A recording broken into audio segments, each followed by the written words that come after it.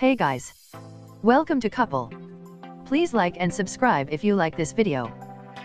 In his decision Friday to pardon a former Bush administration official convicted of perjury and obstruction of justice, President Trump telegraphed his open hostility to the criminal justice system and his desire to use the power of the presidency as a personal political tool.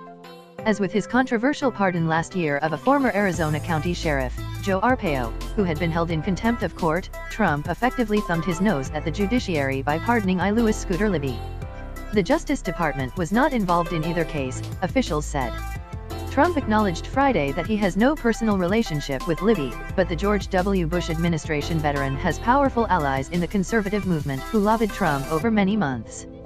Trump concluded that Libby had been unfairly convicted in 2007 because of an overzealous prosecutor who investigated the leak of a covered CIA officer's identity and was deserving of a pardon.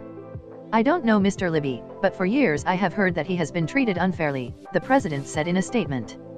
Hopefully, this full pardon will help rectify a very sad portion of his life. A number of former Trump aides and associates have pleaded guilty to similar charges, such as lying to FBI investigators, and others are subjects of the wide-ranging Russia investigation led by Special Counsel Robert S. Mueller III. Trump's former lawyer, John Dowd, has floated the possibility of pardons for former National Security Advisor Michael Flynn and former Trump campaign manager Paul Manafort in the past, The Washington Post has reported. And Trump has asked questions about the use of pardons, White House aides say. White House Press Secretary Sarah Huckabee Sanders denied that the pardon for Libby, who was chief of staff to Richard B. Cheney when he was vice president, had anything to do with the Russia investigation.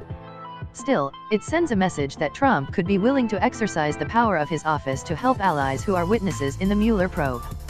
Libby was convicted of 4 felonies in 2007 for perjury before a grand jury, lying to FBI investigators and obstruction of justice during an investigation into the disclosure of the work of former covert CIA agent Valerie Plame Wilson.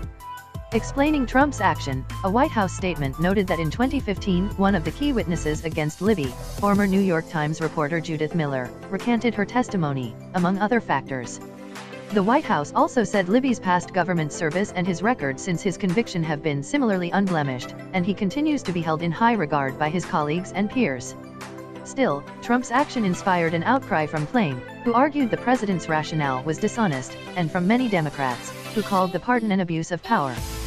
President Trump's pardon of Scooter Libby makes clear his contempt for the rule of law, House Minority Leader Nancy Pelosi, D. California, said in a statement. This pardon sends a troubling signal to the president's allies that obstructing justice will be rewarded.